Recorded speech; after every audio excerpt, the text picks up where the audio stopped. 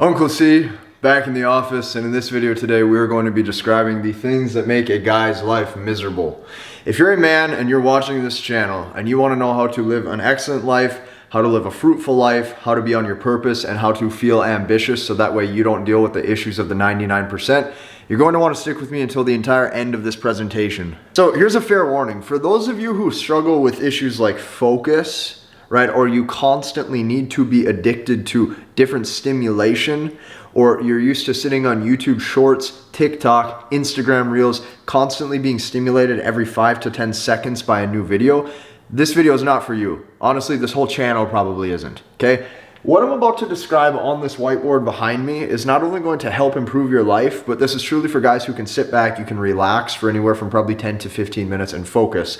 Those of you who understand these principles and put them into action will live a much better life than the 99%. So I'm going to be breaking down the top 4 things that ruin a man's life, and I'm going to show you why this is happening. And then on top of that, I'm also going to show you what you must do so that way you don't deal with any of these issues. So stick with me. I'm here to deliver loads of value. The very first is going to be guys who are sexless, okay? It is important to have options as a man. Now, am I preaching promiscuity? Absolutely not. Am I preaching that you have to go out and hook up with a bunch of women? Absolutely not. But what I am telling you that you need the option to not be sexless if that were to come. Being sexless, okay, is the quickest way to not only feel like you have no options, but to feel as if you have no or low status. And here's the thing.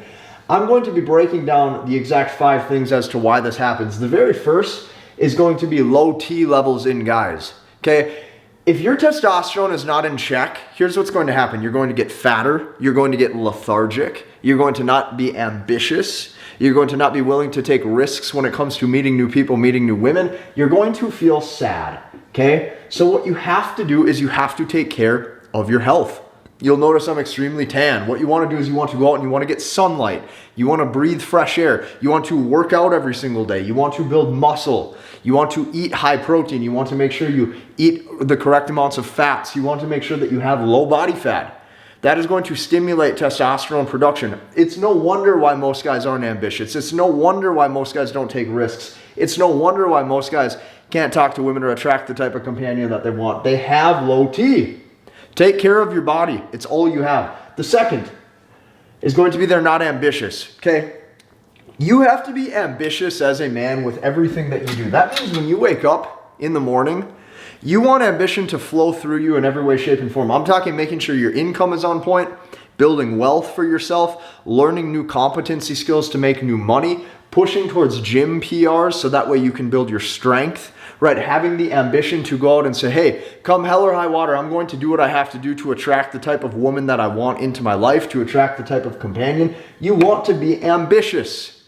If you're ambitious, this is going to drive your primal masculine instinct, and that is going to get you farther ahead in life than sitting back, watching Netflix, drinking beer, being part of the 99%. Next, high body fat. We touched on this a little bit with having low levels of T, but high body fat is going to ruin your chances. Guys, think about this for a second.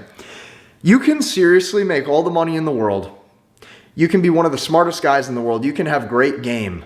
But if she looks at you and on a primal level, not only are you a bad fit for survival, but you're also a bad fit for reproduction. This right here is going to hinder your ability to actually have long-lasting relationships with women. Finally, we have to talk about guys who don't have social skills. All of these things, these first 3-4 things, not only contribute to not having social skills, but you have to realize this. Social skills is the backbone to make connection.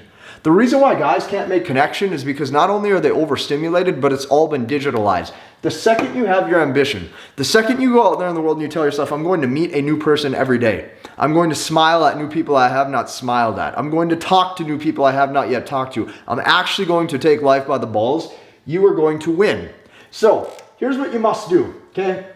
First, the clear-cut sign if you're sexless, you must maximize your attractiveness. You have to have style, a style that's congruent with your personality, and you have to have game. If you can flirt and you have good verbal game, you will get further ahead than 99% of guys. This right here is the trifecta package in order to fix your sexless instances that's leaving you feeling lonely, sad, depressed, or full of anxiety. Let's move on to number 2. Okay, the second thing that completely ruins a guy's life, ruins a man's life and makes it miserable, is going to be having low income. I cannot think of one of the worst things possible for a guy than to not have control of his financial situation and his financial circumstances. It is seriously so important, because here's what happens when you have low income. You have no options. And I'm not just talking about no options with women. I'm seriously talking about no options with life. You have to choose the cheaper options when you go out for entertainment. You have to constantly look at how much the bill is going to be for dinner. You have to monitor your expenses so closely. And this transitions into number 2. You are now in scarcity over everything.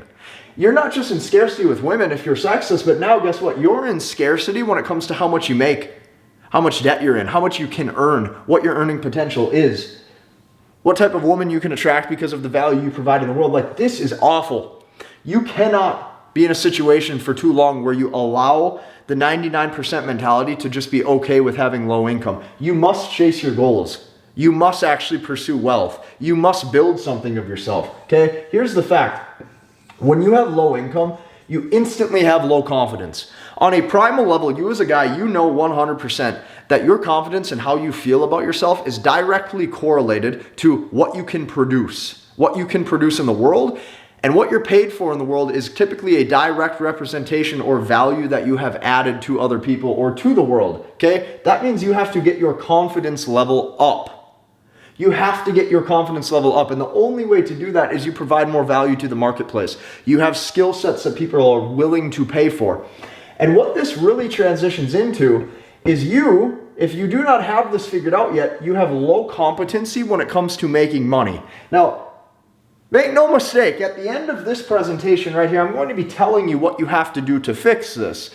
But for some of you, if you have no purpose and you have low confidence in life, this can be fixed by not only getting on your grind, understanding what you want to do, but becoming known in an industry and having power. So let me show you how to do this. If you're wondering, how do you actually make money? Like, how do you get paid? How do you make 10K a month? How do you take that 10K a month, you turn it into 50K a month? How do you take that 50K a month, you turn it into 100K a month? So on and so forth, okay?